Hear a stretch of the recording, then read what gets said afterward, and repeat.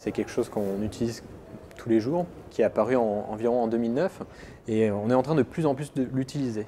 Et ça modifie nos manières de rechercher. Donc de nouvelles formulations de recherche d'un côté, donc des formulations sous forme de questions, on utilise moins des mots-clés, plus des phrases, et des phrases de plus en plus longues. Donc il y a une vraie difficulté côté moteur qui est d'interpréter toutes ces nouvelles requêtes. Et de l'autre côté, on a des nouvelles formes de réponses, ce qu'on appelle nous les réponses directes, donc une réponse qui nous est donnée directement avant les 10 résultats classiques qu'on a l'habitude de voir. Donc il y a un vrai enjeu en SEO qui est de comprendre quelles sont ces nouvelles recherches, donc d'aller chercher finalement plus de longues traînes qu'auparavant dans nos stratégies SEO.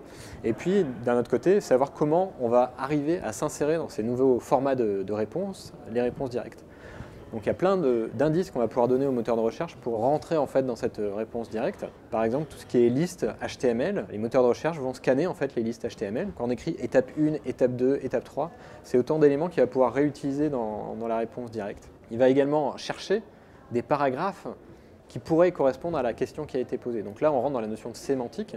Il ne s'agit plus d'optimiser son texte pour un mot-clé, mais il s'agit d'optimiser son texte pour une réponse. Le moteur de recherche est capable d'identifier la bonne réponse et il est capable d'identifier le site qui est le plus pertinent pour cette réponse. Notre objectif, c'est plus de se positionner sur une requête, sur un mot-clé, c'est de se positionner sur une thématique et de devenir le site référent, la source sur une thématique donnée.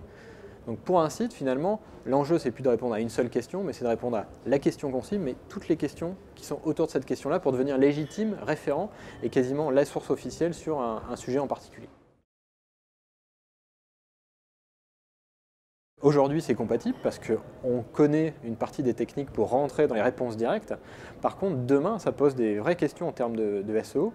Déjà, lorsque c'est une réponse directe, on n'a pas toujours la source d'où vient le paragraphe.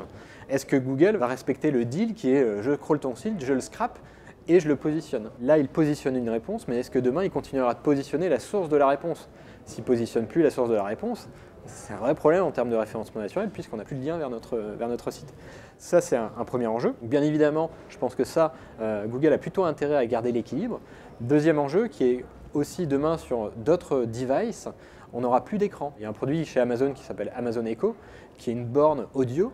Il n'y a pas d'écran, on dialogue avec cette borne-là. Est-ce qu'il y aura du référencement audio? Est-ce qu'on pourra se positionner sur ces nouveaux devices-là? Ça, c'est une autre question en termes de référencement naturel, je n'ai pas encore la réponse, mais ça sera sûrement très intéressant. Et je pense que tant qu'il y aura de la recherche, il y aura des réponses à positionner et il y aura du SEO, qui ne sera pas le SEO qu'on connaît aujourd'hui, mais peut-être une autre forme de SEO.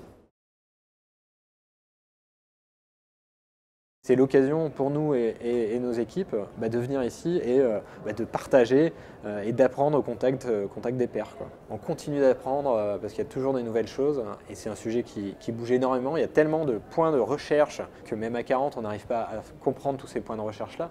Donc c'est essentiel et puis c'est dans le partage souvent qu'on apprend les nouvelles choses, pas forcément dans la lecture de blog. Je ne l'ai pas encore.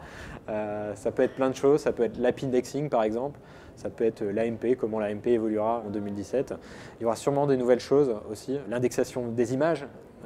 Quand je dis l'indexation des images, c'est la compréhension de ce qu'il y a à l'intérieur d'une image. Ça, c'est un sujet qui va arriver sûrement en 2016 ou 2017.